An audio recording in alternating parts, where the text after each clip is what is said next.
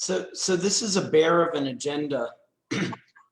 And I think to myself, it's amazing that we actually ever didn't have weekly meetings. Because how did we fit stuff in? This is incredible. I know. Yeah. Amy and I were talking about it yesterday, and since we started that agenda topic reservation of time in the middle of already having busy agendas, our days are really long right now. But I think as we get further into May, things will slack off a little bit. Well, and I think we also have a very active commission. Hi, Randy. That actually is really pushing things ahead. I think a lot of stuff is it too late to get anything on today's agenda? Speaking of, I think you're right. We're like the Three Chipmunks or something. Just but it's good. I mean, it's good for the community. I'll tell you that. I think it's the thing about I think Zoom meetings and COVID virtual meetings and all this kind of stuff. I don't know anybody that I know. Few people who I don't know that I've met anybody who disagrees that we're just now that we can get more done more easily, we're actually busier than we ever were and doing twice as much stuff is what it feels like. And part of it is because people are somewhat on flex time during the day. They're also multitasking constantly everywhere they sit. They got two things going at once. People are commonly in two meetings at one time if they don't play a big role in one of them, and they'll double book.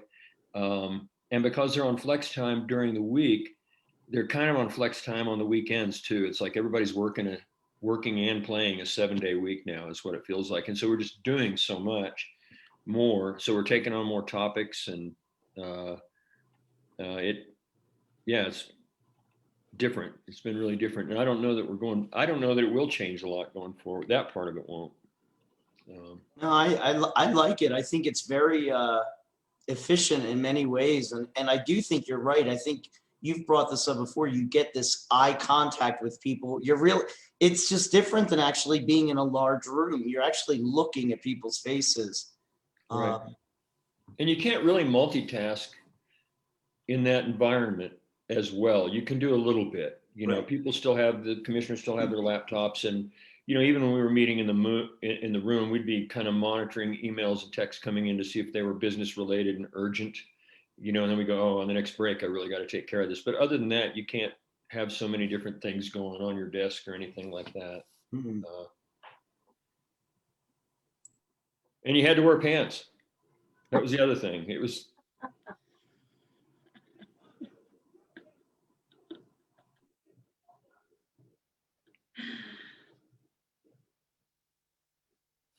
Good morning, everybody. Morning, George.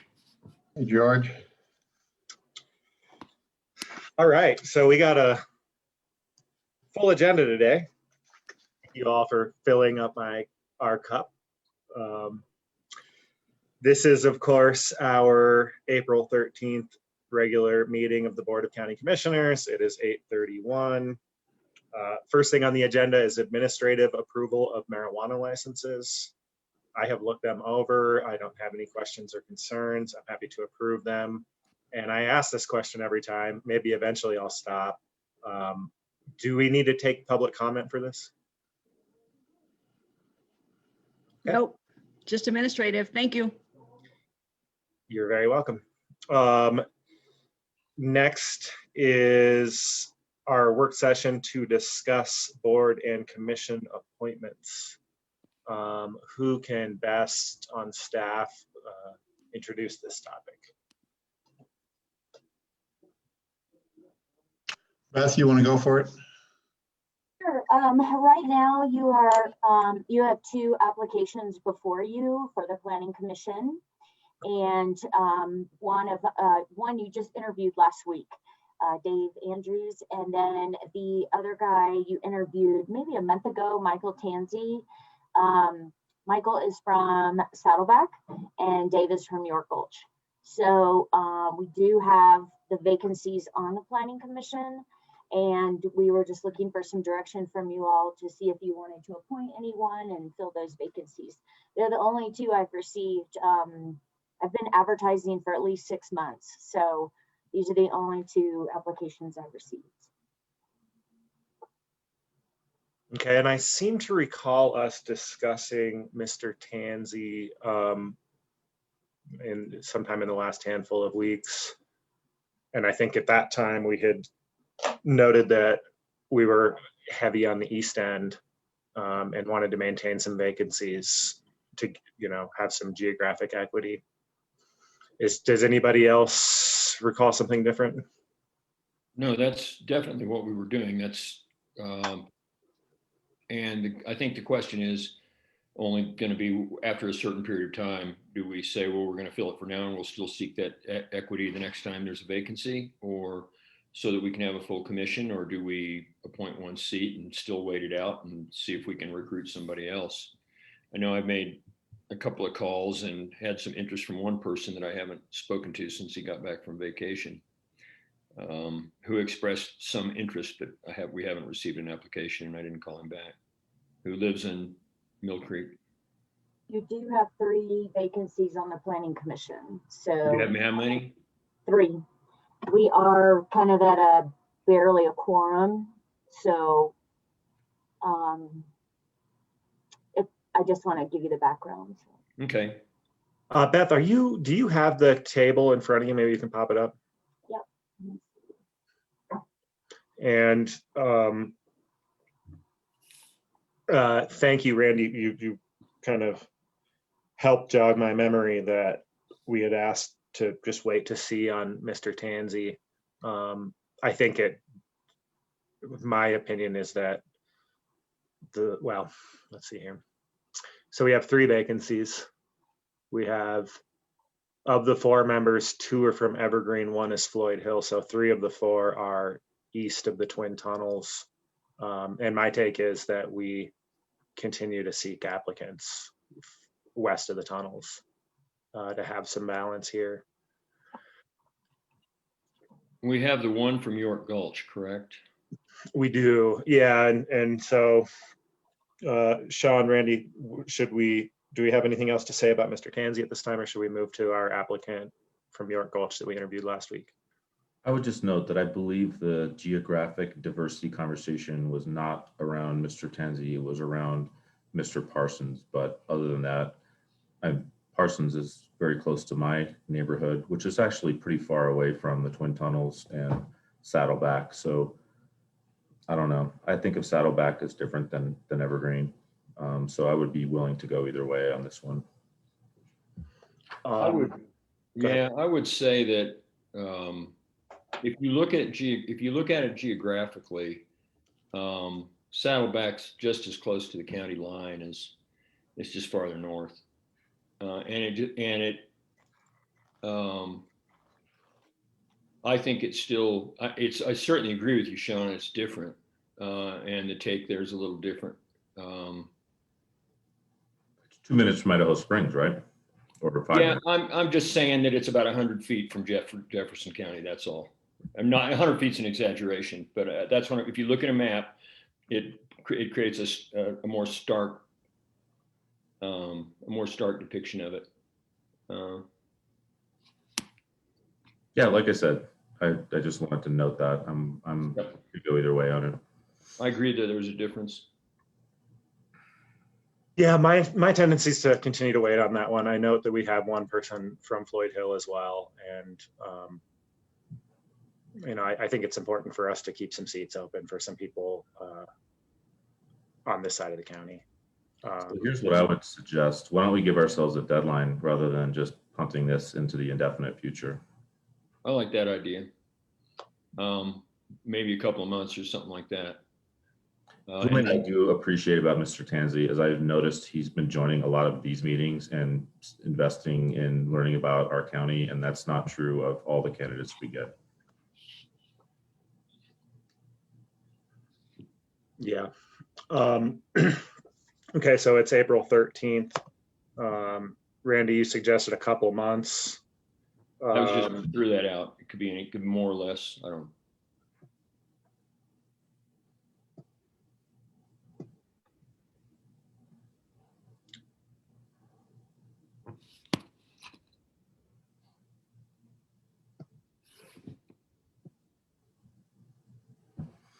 The other thing Just I would note too is there's some other, I looked at the sheet, aren't there some people whose terms will be ending later this year? It'll give us another opportunity to recruit on the West. I don't think it's an urgent matter. I was thinking, I don't know, maybe we give ourselves till July 1st or June 1st or something like that. That makes sense to me. And, in the meantime, I think that we will have had a chance to talk to the Planning Commission. I think we have something that we're trying to get done with, not something we're trying to get done, but we're trying to continue our meetings. They're semi-regular. Did we say we wanted to do twice a year? And so we could talk to the Planning Commission members about what their thoughts are, whose terms are expiring. And that would be, an important piece of this too. So I don't know. Yeah, June 1, July 1. I think July 1 gives us plenty of time, a lot of time. And one's a little, time flies right now. I was going to say not to put pressure on her, but you do have a planning commission member in the attendee list if she wanted to comment. If you want to hear from her, I can cross her over.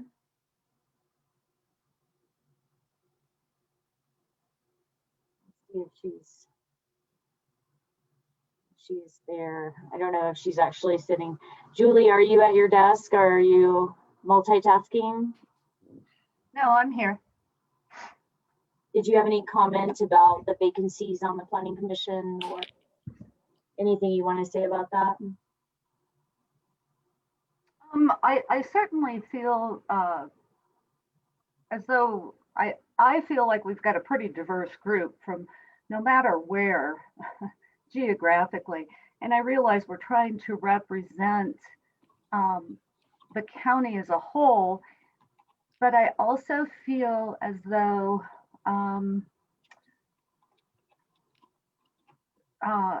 that we're all trying to work actually on quite a bit of stuff, it seems like recently, and it kind of be nice to have that other body. And I realize waiting till July isn't probably that big of a deal because we've been managing so far. Sometimes you just get somebody and you get, no matter where they live, a different point of view. So that's what I certainly would like. If that helps. Thanks. Thank you, Julie. Do we have any follow-up for Julie or any questions? I would just say, I mean, July is kind of a worst case scenario, right? I mean, if we open up our Rolodexes or whatever you call them these days and do a little bit of recruitment, we're only in mid-April. Maybe we could find someone sooner. Yeah, that makes sense to me too. And thank you, Julie. And it probably is lonely over there on a 4-person board. A lot to lift. I know it's always good to have more voices in the room. So we're going to work on getting you some reinforcements. Well, and once again, I think maybe even on the Planning Commission, as we come up on our next meeting, we can have a discussion about people that we know throughout the county and maybe try to do a little recruitment ourselves. So we'll see what we can do to help. Yeah, I think that's the deal. We, on the commission, we said we would be interested, and we had a couple of citizen groups jump up and cheer the fact that we were seeking geographic diversity. But then I think everybody went back to mowing the lawn or shoveling the snow or whatever they were doing, and we sort of made a commitment to get it done. And I know I've done only very little outreach myself. And yeah. And part of it is you'd kind of hope that it would come a little more from the grassroots of those other organizations so that the commissioners aren't just going out and rounding somebody up themselves for planning commission. I mean, I don't mind helping with it. But it's not our stable, No, It's the I people's understand. stable. Yeah, okay. Well, thank you, Julie, for providing your perspective. It's always good to hear. I'm going to internalize that. And I see Sean and Randy listening intently as well. So maybe my final thought on the topic of recruitment. we could try to, co-write an op-ed. We haven't done that. I don't know if the newspaper would welcome it or not, but we could co-write an op-ed just talking about the role and how much it means, how important it is. Mhm. Every now and then we do have a low news week here in Clear Creek, so I bet we could slot it in somehow. Mhm. Well, so then let's keep the train moving here. I think that it sounds like we're looking at July 1, reevaluating our vacancies and seeing who's applied then and taking a look at what the landscape is. I think it would be appropriate for someone to reach out to Mr. Kenzie and just let him know that at least I consider him a qualified candidate, and that the reason why we're dragging our feet is not related to his qualifications. It's related to this geographic conversation. Yeah, I think that's a good thing to do. He'd certainly be in line.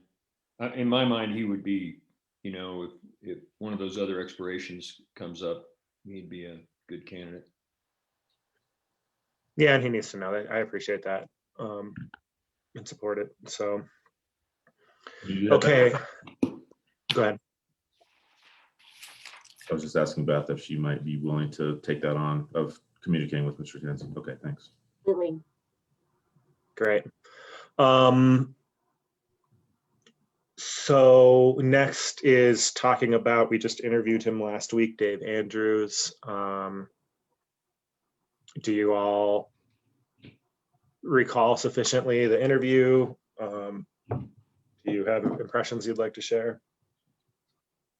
I thought he seemed like a really serious and likable guy, and didn't seem like he had a lot of background related to development or planning, but it seemed like he had taken the time to look over the master plan, and he seemed pretty enthusiastic about our community. So I think he seemed like a good candidate to me. Yeah, I think he'd be a fresh voice, and I agreed with your assessment. I thought, well, he doesn't bring that technical background experience, or we didn't really speak to education as I recall, but the bottom line is he had a lot of spirit to be involved in the betterment of the community, and that's 75% of the battle right there. The desire to be there and do something. Yeah, and he seemed thoughtful, and being thoughtful is important, right? I thought he handled the question well about objectivity and fairness through a process. And that's, kind of the first thing I think we ask of our planning commissioners and of our land use decision makers is to be fair and objective. And so I would support his appointment. That sounds like a direction. Do we need to vote on this? We'll bring a resolution of appointment back to y'all next week. Okay. Okay, great. And it might make sense to just send him a quick note too, saying that he can expect us to be considering, and we've all said that we would approve it, a resolution to appoint him. Okay.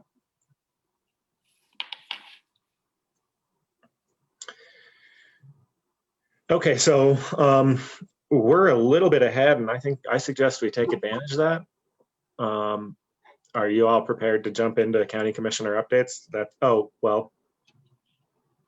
Yeah, let's do public comment at 9 as posted, and we can do commissioner updates now if that's okay, or do you guys have a different desire? Commissioner update should be pretty easy for me. I didn't think about it much. There's a lot going on, but I didn't put into the list. Well, I can start if you'd like, or Sean, you feel free to start if you'd like. No, go ahead, George. Okay, so I'm going to try to keep it brief to the things that I think need to be said rather than just listing all the stuff. Monday, there was a stakeholder meeting about the search and rescue bill. We saw this bill come up last year as well. It was PI'd because it was just not through when COVID hit. It is a bill that would study possible revenue sources for search and rescue, as well as, the best delivery methods. I think that we've all heard a good bit about the pressure that search and rescue is under. And Rick Albers is on the line. He might have something to say about it. He was in the meeting as well. So Rick, if you got something to say. I just know that they're going to try to get search and rescue across the board some money, about $2.5 million. And we're just trying to collect data right now to see what we need and how we're going to spend it and come up with a good, I don't know if it's a consortium or a committee or a 501c3 that the state and co-op could issue out this $2.5 million for the search and rescue. We're looking for right now the basis for insurance, workman's comp insurance, some mental health help, and possibly a retirement for later on down the line. I'd like to keep the 25-cent, what is it, your hunting license fee and stuff like that separate, because that goes for your ropes, your ATVs and this type of stuff. I'd like to see this 2.5 million go for more of the big high dollar items. But it's been in the works for a while, and hopefully it'll work out. I appreciate any support that you guys could give us on that too. I'll keep you up to date. And Rick or George, the 2.5 million, that's for the entire state, I imagine.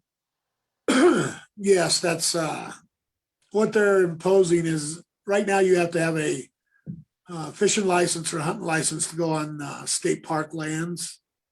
What they're going to try to do is, I forget what the term is, but add a $10 charge on all license plates, which is an automatic pass on the state lands.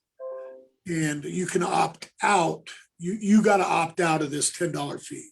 It's not something that you have to opt in. It's automatically applied, but you have to opt out if you don't want to pay it.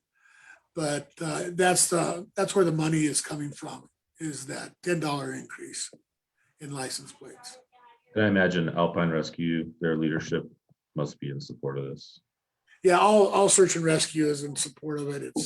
It's just, how can the state give a nonprofit money, and how's that going to organize? That's kind of where we're at on that end of it. But they want to do a data collection. I think they said they got what, 200,000 for just the data collection for this year, because the money's not, if they get it passed this year, the money really ain't gonna come in until next year anyway. So because I think the state's on that July schedule, not the real fiscal year stuff. Their fiscal year is different. So My only comment is I wonder if there's a way that Community First could be part of the picture to avoid the need to set up a 501c3.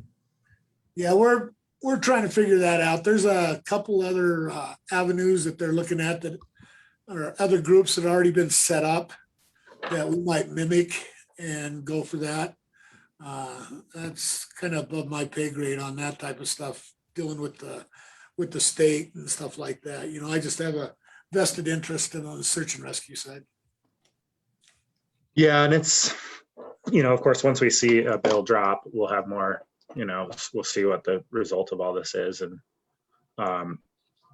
but I wanted to put it all on your radar. I think this is the kind of bill that I hope we could all support and, have Clear Creek County officially support it. I know it's kind of rare for this county to do that, but these guys are out there for us.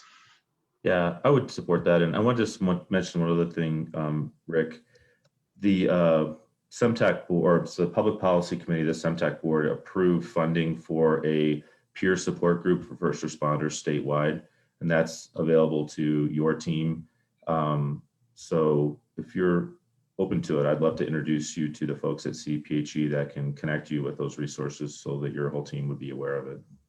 Yeah, that'd be great if you could just give me an email on it or shoot me something. That would be great. I'll pass it on. I'm pretty sure that Alpine Rescue would qualify for that too. Okay. Yeah, that'd be great, Sean. I appreciate it. Okay, good. Well, I'll let us know when that bill drops and we can consider it formally. The other thing, regional, I've been working to do some regional coordination on face masks in the dial. I think that if we're going to have a face mask rule, it's best to, have it be common with other counties.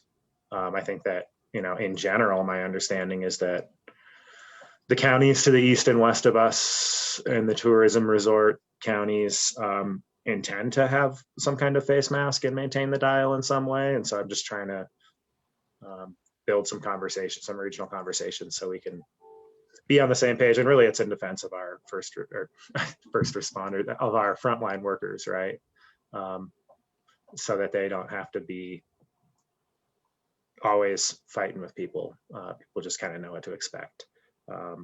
And the vision, and we might not get there, is that, we have the same rules. If you get to DIA, if you come into DIA, whether you're going to Durango or Steamboat or Telluride, you've got the same rules as you go through, and you don't have to have it be explained to you at every gas station.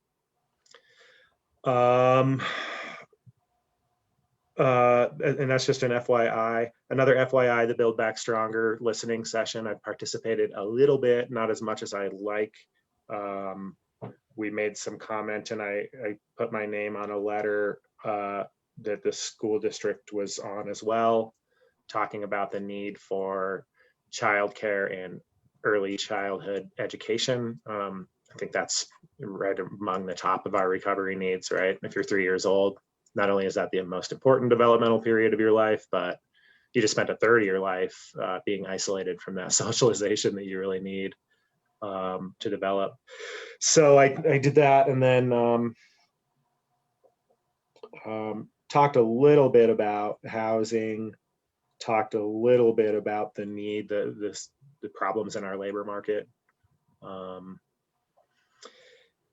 And then lastly, just want you all to be aware there is an effort to identify a facility to remodel to provide some childcare.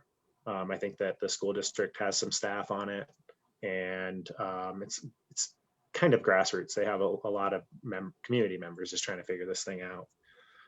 So there might be some asks coming our way about helping provide grant matches or looking at our facilities to see if we can have some childcare somewhere.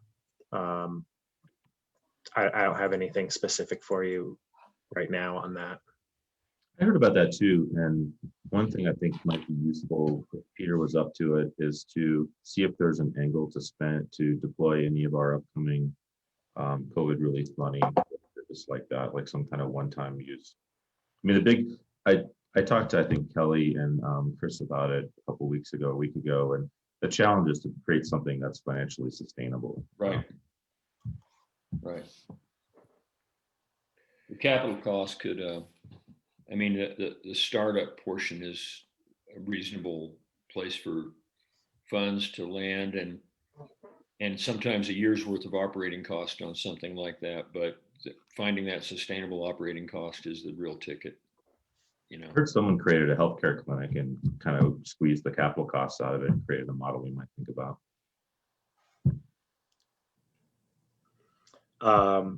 Yeah, those guys must have been really smart or something.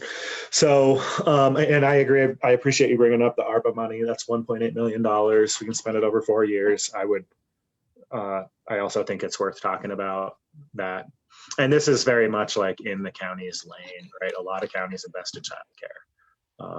And we all remember that needs assessment. I probably don't have to remind us that the needs assessment was very clear that we have a big issue. So yeah, and that's all for me. Sorry I feel like I took maybe too much time there. One other really quick thing. I have been pinged by a couple people in the community about the LDS property. And I think we should schedule another work session and possibly invite interest in a variety of different uses for that piece of property, so we can evaluate all the alternatives that are out there and choose something that's best for the community as a whole. I was off camera, but listening, I don't have a barista.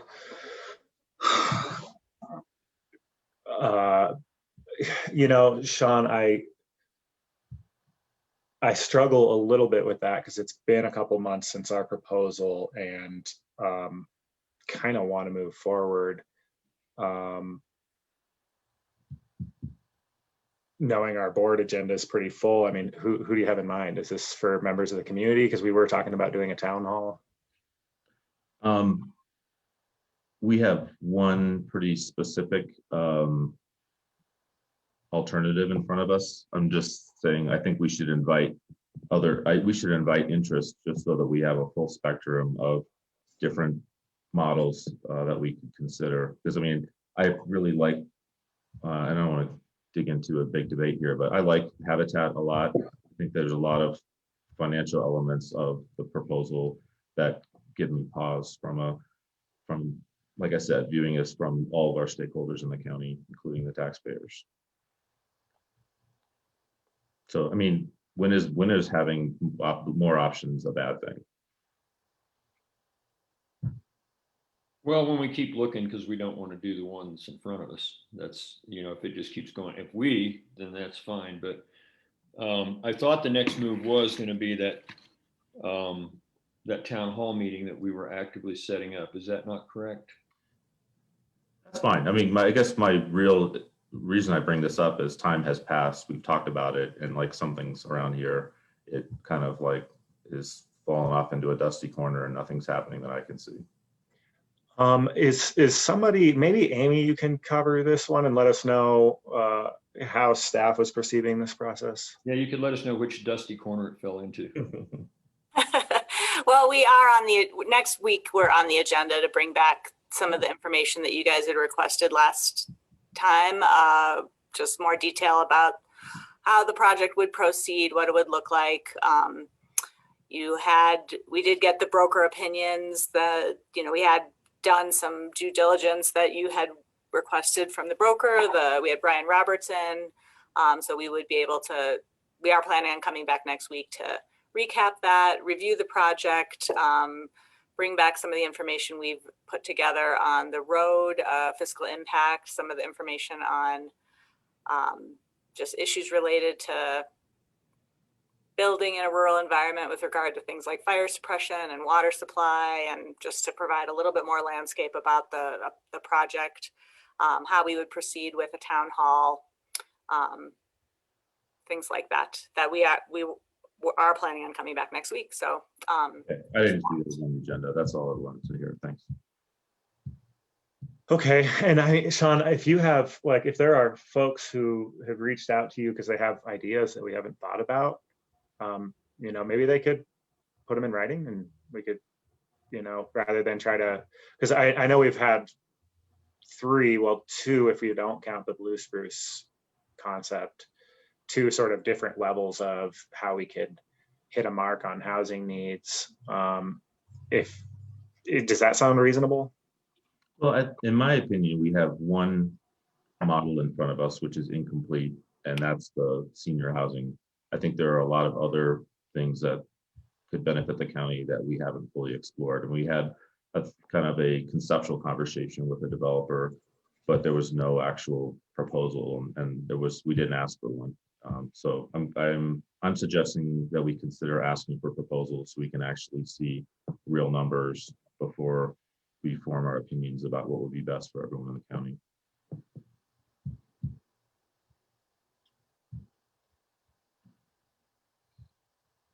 But I think Amy, I don't think we need to figure this out right this second. I think the next step that Amy suggests is a great next step, and we can revisit this topic after that.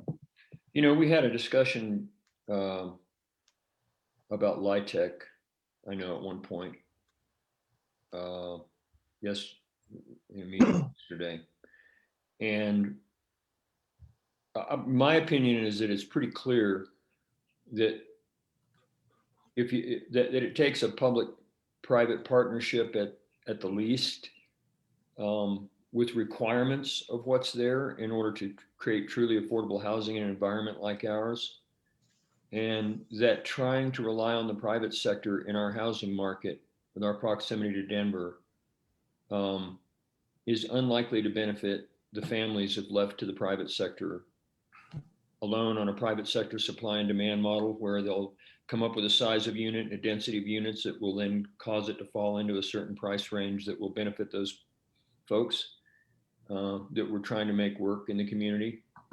And so I think it's clear that it's going to take a model that is more like where Summit County required 30% to be affordable housing that were restricted in price, or something like the Blue Spruce Habitat model to make it work. I'm not convinced that and granted it was hypothetical, but 500 square foot, 1,500 square foot things is going to work for teachers and firemen and their families, or just the people that are here now that try to get by within our job employment market at the current time. And so at the last meeting, we entertained the idea that the private sector could figure this out and use the magic and the power of the private sector and the free market to come up with something that would, and I was sitting in my office and recognizing that this is about 200 square feet, 225 square feet. And I went, oh, so you're going to get a family of 4 living in something twice as big as this room.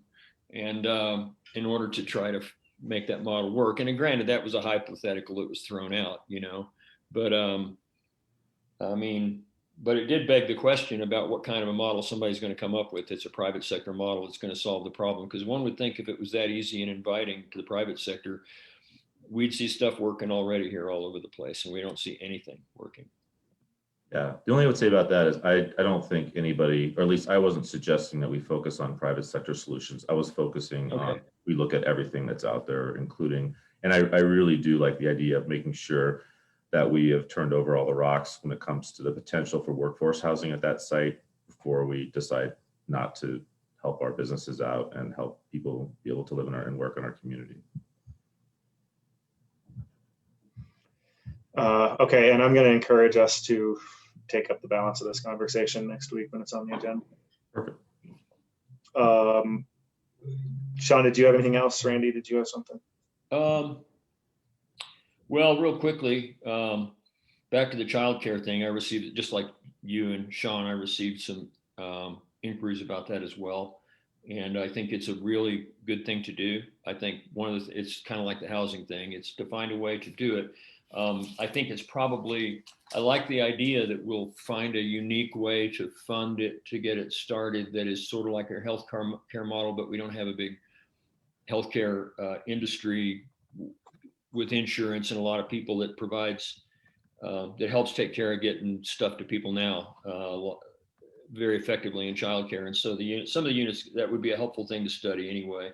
I met with CDPHE and CDOT with air quality units, and Amy was there for one part of that field trip, and we determined some changes to be made to the air quality monitoring and adding at all the locations, and met with Chief Babian out there too to make sure that we had access to power and everything else that we need. And on the micro transit side, it's moving forward pretty effectively. And the NREL, after our last meeting, and Beth let us know that grant from NREL kind of fell apart, was not awarded. I talked with Shoshana Liu, and she is really enthusiastic about resubmitting that grant and finding the money to do that study of the different modes of highway transit to be able to determine the most effective one and support microtransit.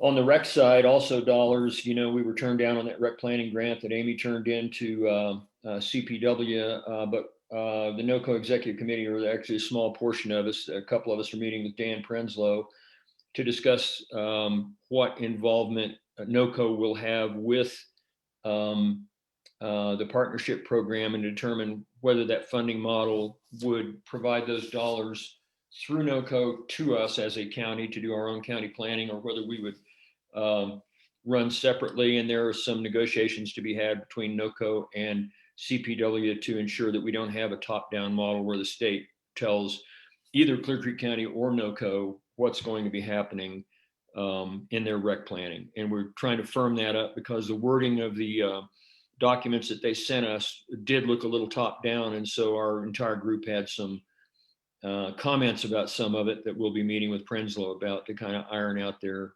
the relationship. And on the renaming front, we've kind of sat back and waited for nature to take its course on some of that, and nature is taking its course on the S-word mountain side.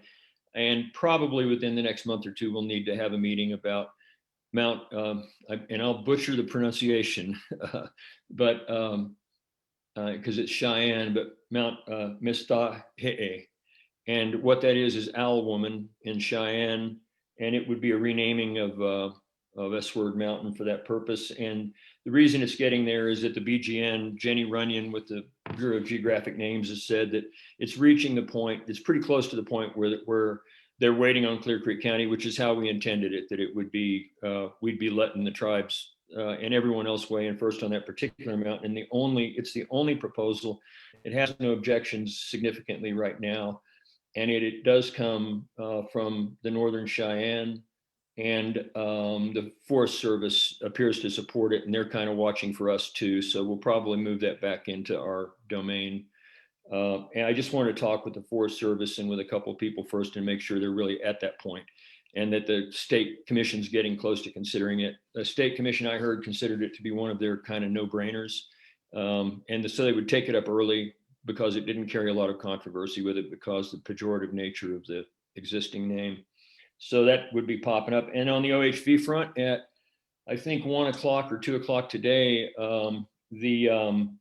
that OHV legislation, which does not remove anybody's rights in Clear Creek County or local rights, but it clears up the law about the out-of-state, OHVs with out-of-state license plates being able to circumvent existing law.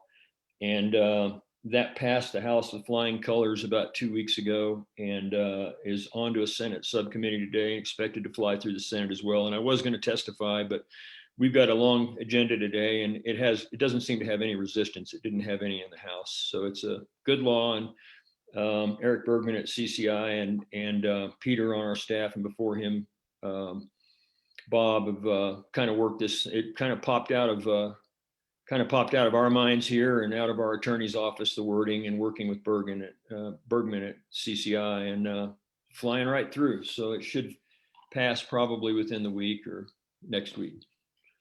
And that's it. Okay. Thank you. I suggest let's take up public comment. So if you are an attendee and you would like to make a public comment, you can click participants at the bottom of your screen, click raise hand, and we will bring you over and hear you out.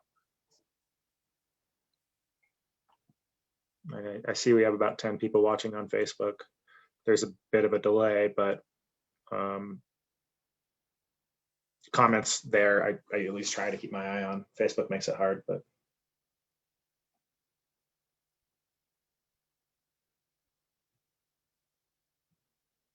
They only want to show you the comments that get likes.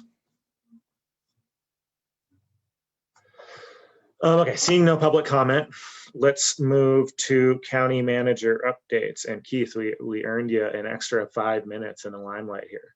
Hey, I really appreciate it. Thanks, guys. Good morning. And I think we can get through these items relatively quickly. First item on the manager update that we wanted to talk about, and I see Amy is here.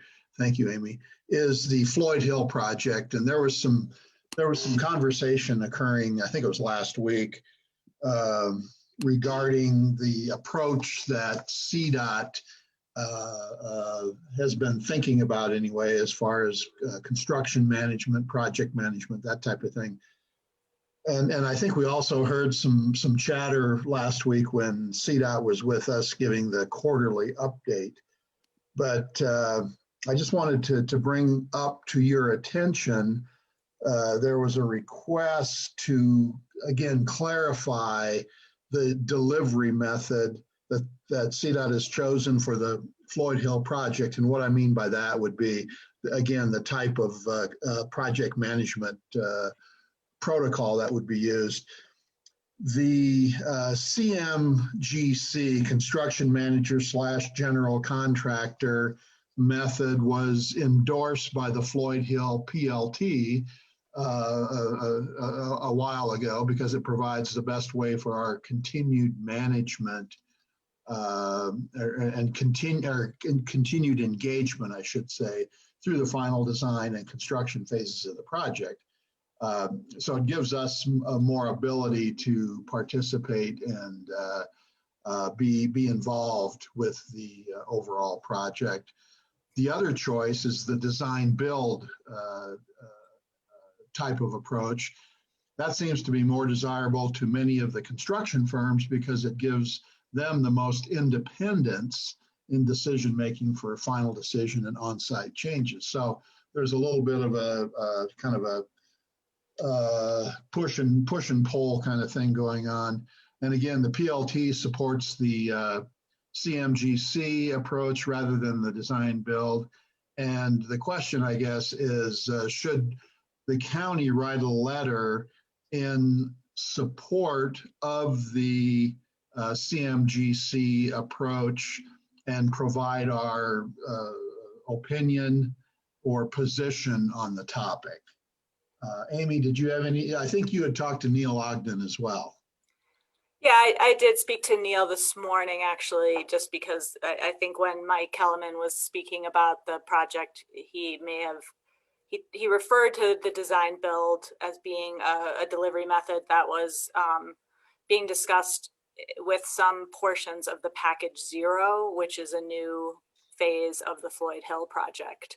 And Neil clarified that that CDOT is not considering design build for the main portions of the Floyd Hill project, only for the portions of certain portions of package 0, which would be the roundabouts and the wildlife crossings. The main construction elements of the Floyd Hill project, which would, at any part of the road, really, CDOT is not considering design build. Randy, were you about to say something? Not, Oh, okay. not till you were done. I wasn't preempted at all. Just from their perspective, okay, from their perspective, while they are also interested in CMGC because it does allow for community input, they see it as a critical way to allow for cost savings and innovation that is not available through a design build process. Neil also clarified that there was some reference to a public meeting process to confirm a delivery method, and explain that was part of some pressure that CDOT is under to add more public sunlight to the process and add a public meeting that he called an industry outreach meeting that would be to potential contractors for each project, where they discuss the delivery methods that are being considered and give potential contractors an opportunity to weigh in, to understand the rationale, and to express an opinion on what delivery method should be considered. That was for industry professionals. And so there was reference to a public meeting as a decision-making process, as part of a decision-making process for the delivery method. I think that at the quarterly meeting, that was not quite accurate as well. It wouldn't be a decision-making meeting. It isn't replacing the environmental assessment meeting. It would be a industry outreach public meeting for input on the delivery method. That is project specific. So I don't think there would be any harm in writing a letter supporting the CMGC process, because it is in our interest to have that be the delivery method for any project, really, but for Floyd Hill in particular. I think for any of our projects, if you look at some of the aesthetics along the peak period shoulder lane, you see compromises in the aesthetics that were done because it was a short-term, non-infrastructure project. Looking back, I think that was strategically a mistake because we're likely to live with that project for a long time. It's not going to turn into the maximum program. Anyone I can see on the screen will be dust before that happens. Sorry to break the news to you, but I think to clarify, CMGC is construction management general contractor, and it's a different kind of relationship in which the contractor is providing construction management under the direction of. Under the design build, they become more responsible for budget and therefore are given more latitude and power in making decisions that can cause them to lobby hard for cost savings, which often are just a quality issue. Right. It's faster and lower quality and simpler. And so I think part of the heartburn that came out of that, the differences between the two meetings was that I want to say stage zero, but that's not it. What's that? Package zero. Package zero. They changed the terminology on us, but the package zero version was going to have certain things in it at one meeting that we saw, and it had different things in it where it seemed to be maybe expanding in scope a little bit and into some areas that would perhaps cement the builder and the selection of the contractor and the process a little more as it would roll forward into later stages. And so we wanted to make absolutely sure with CDOT that that was not the case, because certainly as a maximum program, meaning a long-term type project that Floyd Hill is supposed to be, we want to make sure that it looks more like the Veiled Pass, Glenwood Canyon model, the post-NEPA model, than the pre-NEPA model that we've lived with today and lived with at some level in the peak period shoulder lane. So that's the consternation, is making sure that we get a high quality product for Clear Creek County at the end of the day, and it doesn't get compromised in the field by decisions that can be made without latitude and without proper public input. And not just transparency and a view into it to see what happened, but to be able to influence what happens through the CSS process. Because CMGC allows us to continue to have influence over the outcomes of those decisions. Not that we would interfere with progress, but that we would make sure that they didn't do something that was really counterproductive to the county. Therefore, I think it's important to go ahead and write the letter and reinforce that we do support, as was decided at the PLT, that CMGC is the way we'd like to see Floyd Hill handled. And for some small project, that might be different, like what's going on here. I will say that wildlife crossings and things like that they can have a particularly important aesthetic element. So we would hope that they wouldn't end up being compromised by the design build method either. Anyway. I agree. I think that letter would be excellent. Amy, you want to take a stab at drafting a?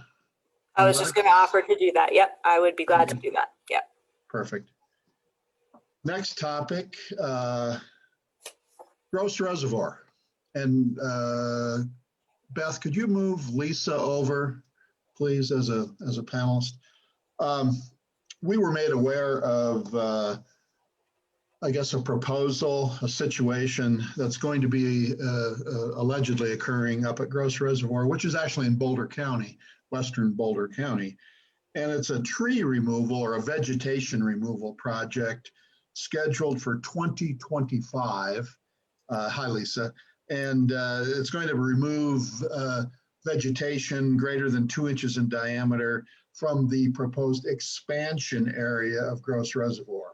I think maybe some of you are aware that Denver Water Board has been talking about expanding Gross Reservoir for a long time, and evidently they're continuing to take steps to move that forward. So one of those components would be to remove vegetation where the reservoir will be expanded. And Lisa, correct me if I'm wrong here, but the information I have, it's about 24,000 tons of material that would be removed. And the proposal at this point is to use a combination of helicopters and trucks, semis, to get that material out of there. And here's where Clear Creek County, I think, comes into the picture. The plan is that they're going to truck a lot of this material to the west, using I-70 up to Gypsum and over to Kremling. because there's some pellet manufacturing or some of those types of facilities in those other locations. So there's the potential of adding some truck trips on I-70 coming through Clear Creek County, coming through Clear Creek Canyon on Highway 6. And this is, again, a project Denver Water Board has reached out, and they're looking for public comment by the date I have is April 16th, which is, I think, this Friday. I know that I think Grand County has commented, or I've seen some comments from Grand County anyway. And I know that Gilpin County has written a letter to the Denver Water Board, which I think we shared with you, if I recall correctly, yesterday or last night. Lisa, what did I miss? You're on mute, Lisa. You got most of the facts very well. I think we need to remember this isn't until 2025. So there's a few years. It still has to go through the Boulder County approval process. So there's a lot of steps between here and there. And they did in the meeting last week with Gilpin County keep reiterating that this is an early plan. They will revisit it because the price of wood, and there's a lot of factors here. They are going to revisit the railroad option, helicoptering the material to the railroad. So I think it's a very preliminary plan at this point and may change a lot. The biggest goal that you may want to think if you want to write a letter would be to support Gilpin, that putting that traffic through Gilpin on Highway 119 and then through Central City to the Parkway is problematic for the reasons that Gilpin outlined in their letter. I think I'm going to just share. I know, Lisa, you had mentioned that the reason for bringing it over the Peak to Peak Highway and then over the Central City Parkway, which are, of course, the ways that people get to Black Hawk and Central City for the most part, their primary routes, was to be able to truck to the west. But I'm just going to share a screen for a second because I was also sent this map. Excuse me here. And this map shows the different routes. They would helicopter out a short distance to where they would hit trucks that would run down 72 or down 119, down Boulder Canyon, or over the Peak to the highway. And it also shows, and I guess this is kind of pending the prices on the lumber and all the other, for the trees and all of that, what direction it would go. But this particular tentative transportation route shows it then running down I-70 into Denver as a preferable route to negotiating 72 or 119. Of course, I can see why Gilpin County with Central City and Black Hawk would consider this to be not a good plan for them. I think from our standpoint, if we're asked to comment about the impacts to us, I would think that to Clear Creek alone, it would be either west or east. It would be adding that truck traffic to the congestion on I-70, particularly since that would be potentially coming in during our Floyd Hill construction project, in which we'd already have more significant congestion problems from construction. It could be Floyd Hill won't be done before 2025, that's for sure. Anyway, I just wanted to just throw out those thoughts and show that map that I think it's probably, as Lisa said, there's a lot still in development. It's fairly preliminary. If we wrote anything at this time, I think it would be to have it, express concern over adding that congestion to us and then possibly in support of our neighbors in Gilpin County. Do we have any quantification of what that additional traffic would look like? Like how many extra trucks per day or per hour, and what percentage that would add to what we already have? That's really important. And I wondered that same thing. It seemed like I saw a number fly by me once, but I think it was somebody mentioned it, the number of trucks. They said it would go on for a number of years as it was being removed. I mean, because it's possible it could be impactful. It's possible it could be de minimis. Mm-hmm. It's approximately 1,000 trucks estimated at this point, but they know they need to confirm that. That's a preliminary number. Over what time period? Well, that has to be worked out also. They are going to rely a lot on the contractors that they're just talking about this with to further develop the plan to what they're going to propose, how it be done. Yeah, I mean, from what I've heard, it sounds like there's a lot that needs to happen before this is even green lighted, especially with respect to the Boulder board. I'm kind of inclined to take a wait and see approach on something like this. I think Grand County was generally in support because it was a 20-year part of a water plan they had, although it's not without controversy and some differences of opinion within their leadership over time. And I think Boulder and Gilpin were both in a more oppositional mode. And then, of course, it barely touches us, on our corner of the county. It's a pretty interesting project, though. I think they're tripling the capacity of that reservoir, aren't they? It's adding about 75,000 acre feet. I don't know the original reservoir number. Mhm. So I don't see drastic impacts that would call for some kind of bombastic letter. But I do think that, having them know about what we're worried about early is better than late. I know I always appreciate when I'm trying to consider a project knowing the complications early. And so I would support, a measured letter mentioning that they should have an eye out for I-70 construction projects and how impacts to traffic on I-70 could get complicated if it's in the middle of a construction project. And I think, Gilpin's an important neighbor. We thrive when they thrive. And I think it would be worthwhile for us to also say that we ask them to, find a different route than going through those very narrow roads in Blackhawk and Central City.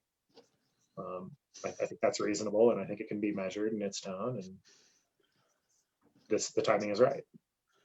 I would agree with that as a preliminary statement. I think we should.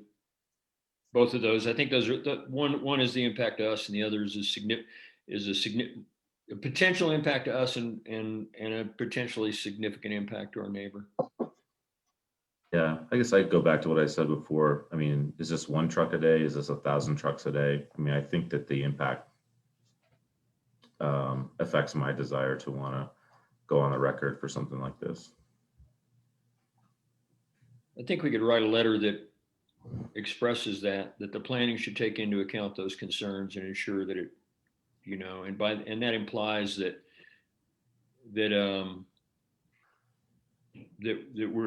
we're expecting and hoping for a logical plan for the project that would respect those concerns.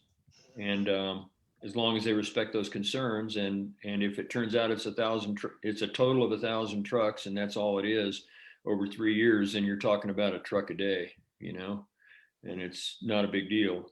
If it turns out it's 1,000 trucks compressed into a tight time frame when it's the wrong time of year, or which is almost any time of year for post-COVID for some time now for Blackhawk and Central City. That's thinking about driving through Blackhawk and Central City, thinking about coming up off 119 through there with trucks that were multiple trucks is certainly would be a matter of concern for them. Yeah, and something that just popped into my head that's related is if they're talking about using the Central City Parkway, that's a private road. It was not spec'd for what we expect. It has tighter curves and more steep inclines than you have in a state road. I think that's worth pointing out. We do have a reasonably significant number of people who travel from Clear Creek County into there. And so I think that's another thing that we might just mention as something that we have our eyes on. And I appreciate Sean's comments. I mean, I think that, a measured tone saying, hey, here are some concerns. We know you're early. That's, I think. I'm actually completely in agreement with Sean about that one matter. Like I said, if it's 1,000 trucks over 3 years, it's, a truck a day or 2 trucks a day or something like that, a truck and a half a day. And that's a little concern, but And that's figuring working days, so. So, are we where we need to be? What I Write would, the letter, if there is one. yeah, what I would ask, Lisa, thank you so much for drafting a letter from the commissioners. A gentleman's zone and measured per Sean's Yeah, concerns. We're not trying exactly. to- I think both Lisa and I was taking some notes. I think Lisa was taking some notes, but before we obviously send that out, or the board would certainly appreciate taking a look at that draft letter. Real quick, George, to your comment about the Parkway, I know Gilpin County in their letter, when I just quickly looked at it, I know they addressed that same concern about Parkway being a private roadway, et cetera, et cetera. But we can, well, again, I don't think we need to get into a lot of detail, but we can just identify some of the things that we talked about here this morning. So thank you. Agreed. And then finally, real quick, just to let you know, we are furiously working on putting some of these grant applications together on the community project funding from Nagusa's office. I know we've got one application for electric buses. We've got an application for the sports shooting park to cover some of the components of that. We're contemplating, or maybe we're drafting an application on the DLD area. I think sidewalks, curb gutter, that type of thing. And then finally, I've been talking to Alyssa over the last day and even this morning, and we are putting together an application for funding on the healthcare center, primarily helping to offset the construction costs on the healthcare center, the clinic in Idaho Springs. So Alyssa's working on that today. But I just wanted to let you know that these applications are all due on Friday. We will have them ready to submit on Friday, and just wanted to see if you had any further or final comments before we finalize those applications. Yeah, and I'm conscious of time. It's 9:35, and I don't know that I kind of want to have this conversation later where we can give it its due. I don't know if it's in our strategic interest to submit multiple applications, and I think we're talking about 4 that are on the table right now. That's right. And the deadline is Friday. Friday. That's what I thought. And there was one other one, which was an Empire water system, and I've heard, George, have you heard anything back? Any further discussion from them at all? I shared it with the mayor as well and have not heard anything back. Okay, I will, if we get a break today, I might try to run that one down here in Empire. Okay, so can we take this up in a little while and go ahead and cascade over and talk about employee retirement plans? Mm-hmm. You bet. Thank you, guys. Thank you.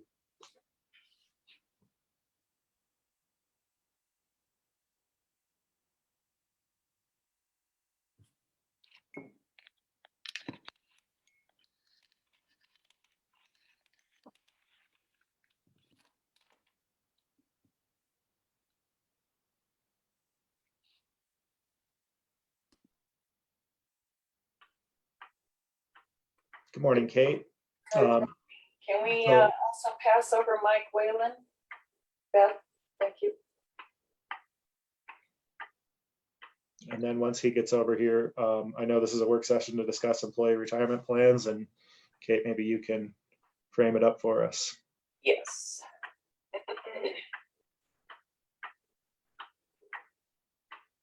Find him. Where'd he go? Here I am. Hey, Mike. Good. How are you? We also have Tim Mullen, the Executive Director for Colorado Retirement Association. He should be in the meeting also. Oh, okay. Getting a thumbs up.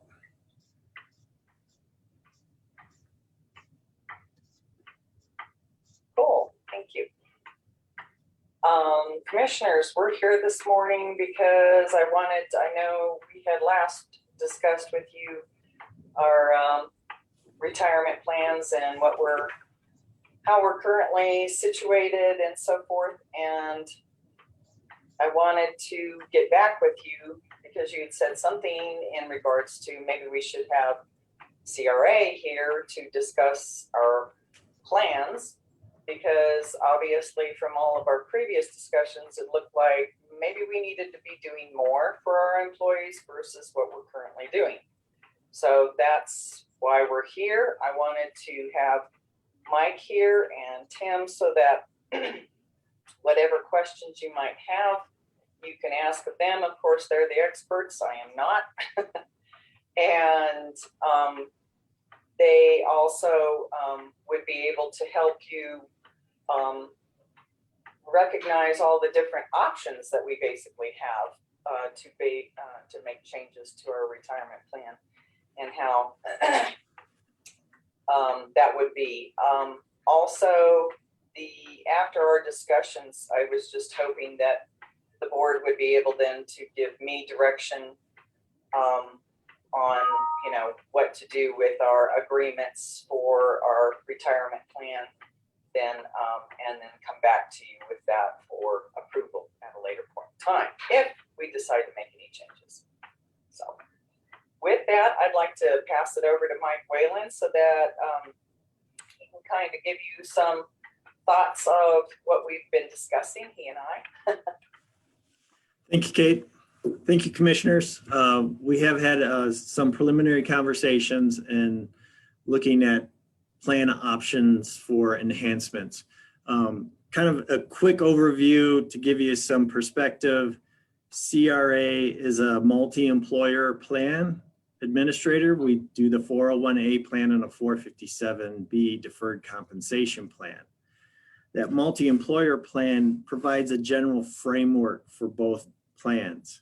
And then each participating employer can turn on and off certain features as they desire to create a plan design that really fits their objectives. So you have existing plans and features in place. They're pretty solid overall.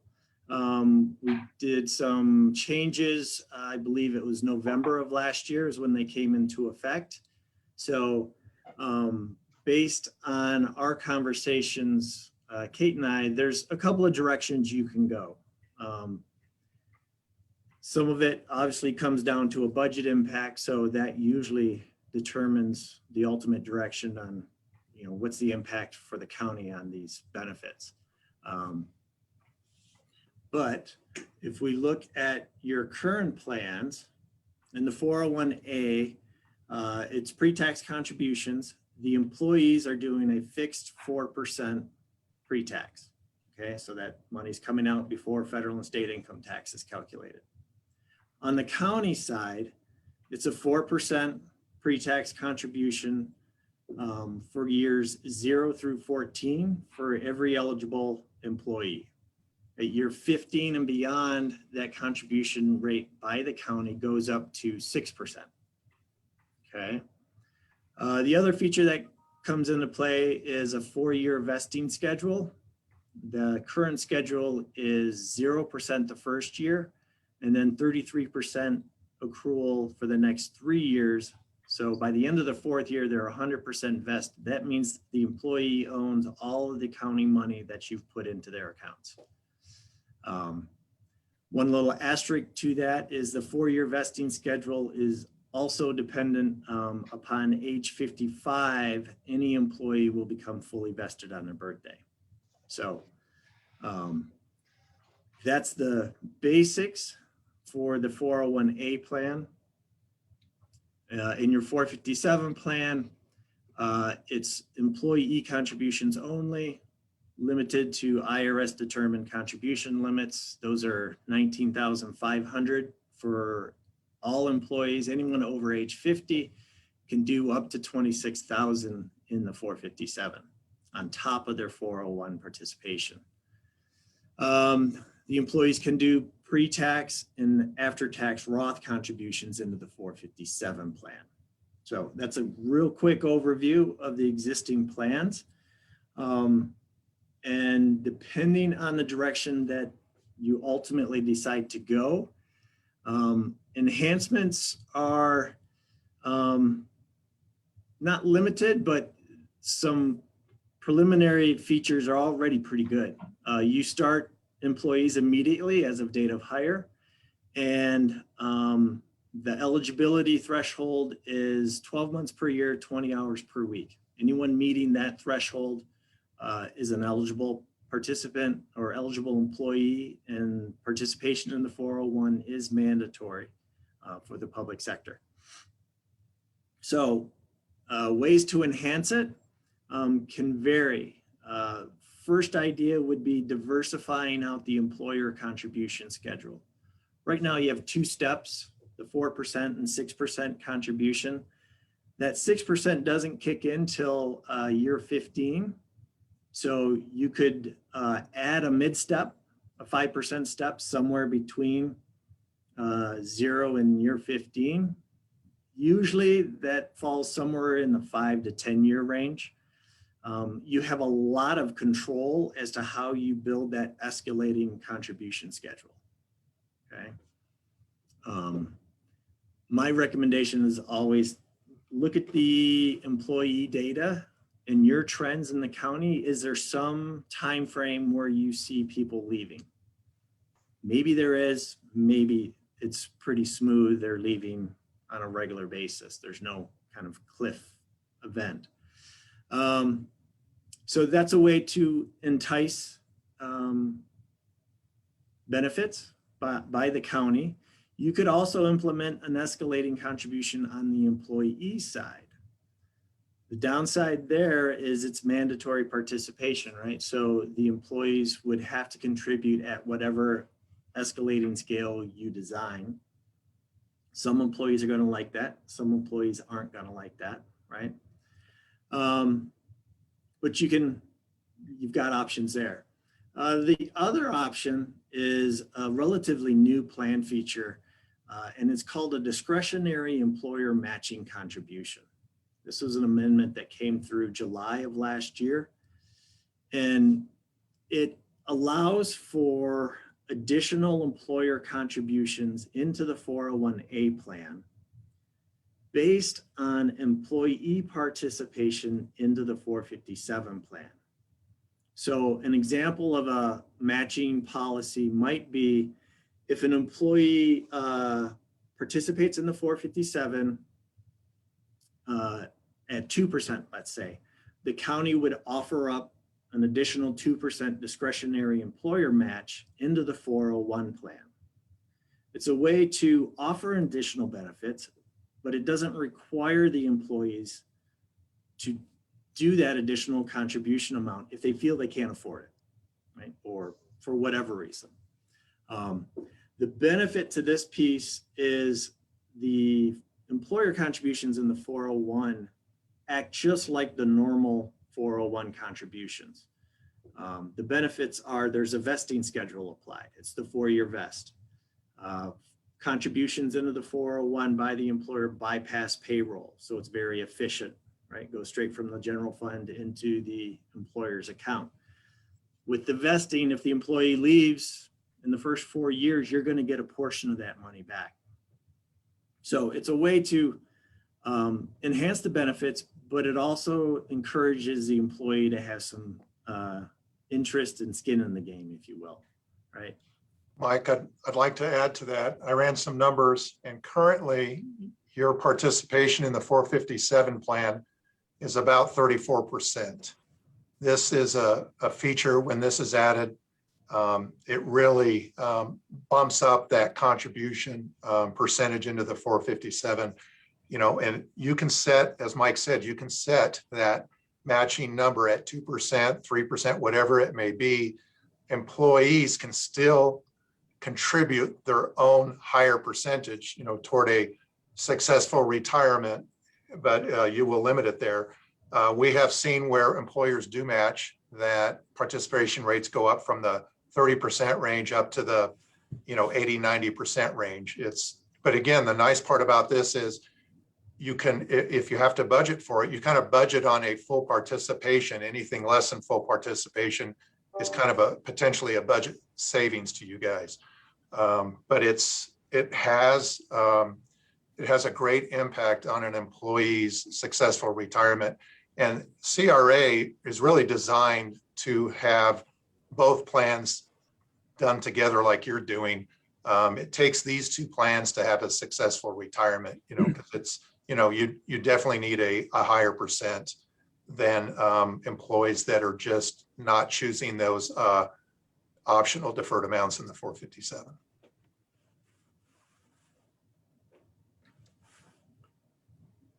So those are probably the two most likely areas where you could do enhancements. You could look at vesting. I don't think the payoff on vesting is necessarily that great.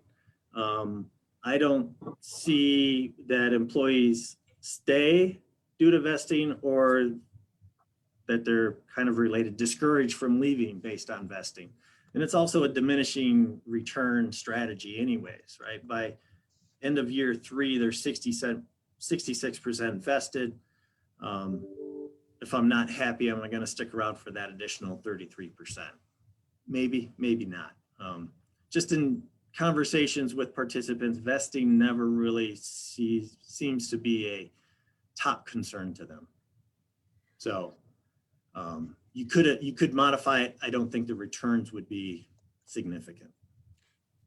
Another point is you have loans, which is a nice benefit for employees, but you also have put restrictions on those, and that's a great step towards helping employees minimize the damage to their account by taking loans. I mean, you have one refi or one loan per year, which is great. That has, you've probably seen your own effects, that really curbs the potential abuse. So I applaud you all on that for at least offering a benefit, but also helping the employees restrict it.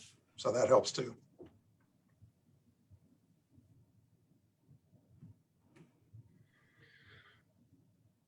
Just real quick, and I know Sean, you're all over this one, so I don't mean to jump in front of you. Just quick clarification, Mike. You said that you don't see any bunching or any evidence that our vesting is influencing people's decisions one way or another. Was that specific to Clear Creek County? No, that's system-wide within the entire retirement plan. Yeah, can I just input that when people give us their exit interview, I've never heard that, oops, I'm going to lose some vesting here when I leave because I'm leaving 2 years in or 3 years in versus 4. And my suspicion is probably there's a non-trivial number of people who aren't even aware of the vesting, and the reason why they're saving 8% is because it's getting magically done on their behalf. Yes, I would agree.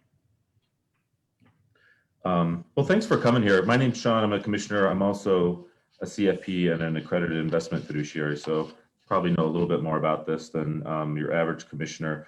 I really like the idea of I'm actually kind of pleasantly surprised that 34% of the employees use the 457. I would have guessed that would be maybe a slightly smaller number, but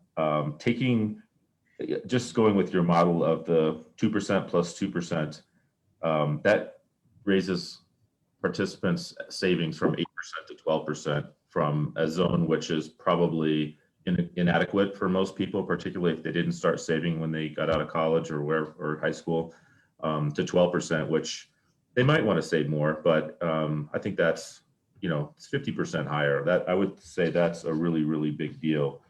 So I think I'd like us as a board to look into that further with Kate and determine what the financial impacts are and figure out what we want to do there. But I'm kind of inclined to want to support it.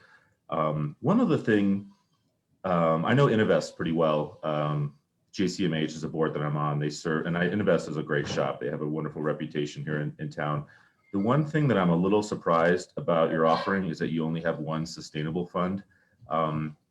Is that a conversation that's going on now in terms of giving people the ability to invest a little bit more in alignment with their values, and or maybe supporting them with something like a 408G fiduciary so that they would have a little bit of backup if they wanted to go do their own sustainable investing through the brokerage window? Because Because I think this is only going to become a louder conversation in the very near future. Yes, we do review that with Innovest on a continual basis. I mean, we have the one fund. It's that, some of those funds tend to, with their significant restrictions, their returns and other options are somewhat limited. That's the best option out there. We do definitely review that annually. Again, with our brokerage window, we do have almost unlimited options available to participants. But as far as additional fiduciary duty with that, we really, that's something we can't control or, be part of the participants' investing options within their brokerage window. That is something we don't even have access to. We have access to a number, but we don't have access to individual participants' trades. That's directly between them and Schwab. Yeah, and I wasn't suggesting that you assist people with their trading. I was just suggesting that, April is Financial Literacy Month, and now is a perfect time because I just feel that we as a county aren't doing enough to empower our people to make good financial decisions. And, people who are financially secure tend to be more better employees. So I think it's a benefit for everyone. Yeah, I was just suggesting if there's a way to provide information, and sustainable investing was one idea that I think is something that people would love to be able to align, like I said, align their investments with their values. I just think it's technical enough that it's not easy to do. And one thing I would maybe gently challenge you a little bit on, Tim, is the idea that investing sustainably involves making a sacrifice for performance. BlackRock's managed portfolios, or ESG managed ESG portfolios over the last 3 years have beaten their non-ESG portfolios by something like 100 basis points. And with the legislative risk and other risks associated with dirty investing, I don't see that changing anytime soon. So I'll get off my sustainable investing soapbox for a second and just go back to what is there that we can do with your support just to help our employees more from a financial literacy perspective and make sure they're making the best use of their plan. And I would love to see our 47 numbers 80 or 90%. I think that would be awesome. We will work with you. We do offer, we can create some custom presentations. Early on in employee's career, maybe it makes more sense to, get that investing bug in them, get that, a little bit of skin in the game right there, help educate them more for financial literacy. Some counties have actually offered, incentives to their employees to do some of that. We can definitely craft some presentations with the direction of Clear Creek County to basically get you what you want as an employer, get that message across to your employees. That's what we're here for. So we have a lot of flexibility in what kind of presentations we want and or that you want from us. And, we could craft those together as a team. And you guys are the best to know exactly how your employees are feeling, what they, kind of what they need. Help us get that message across to them. We'd be glad to help in any way we can. Okay. And my last question, I've been kind of hogging the conversation here. I would be really curious to know who you think are the top 5% of your counties or cities and how they're using your plan. Are they doing anything that we should also consider? I really like the 2+2 match, but one thing that kind of kicks around in the back of my mind is maybe honoring a little bit about what we've done, which is helping people who are in the home stretch of their working career before they retire by adding maybe something even a little bit more to reward long service, beyond the 2+2 or something like that. I'm just curious to hear if there are any other things that are going out there in Colorado that you think we should be aware of and consider. Well, you guys are taking advantage of one of our options we just brought in on January 1st of 2020, and that's the unmatched employer contributions. And then last November, you added that stair step at 15 years. As Mike mentioned, some employers have more stair steps, and then they really focus on people after so many years in the system that they'll even give them a higher number. Mm-hmm. The other discretionary match going into the 401 Mike mentioned, you can bifurcate that too. You can also, for longer tenured employees, you can do a bigger match. If you know you do 2% for the masses, but anyone with over 10 or over 15 years, you say we'll match up to 4% in the 457. So still no permanent burden on the employee if they choose not to do it, but we're still rewarding more and more with tenure based. And we do have a lot of employers. You are doing unmatched only after 15 years. Some employers are, as they can afford it, are just doing that unmatched immediately, and additionally a higher unmatched over time. Yeah, I don't like the unmatched idea, honestly. I like the employees to have some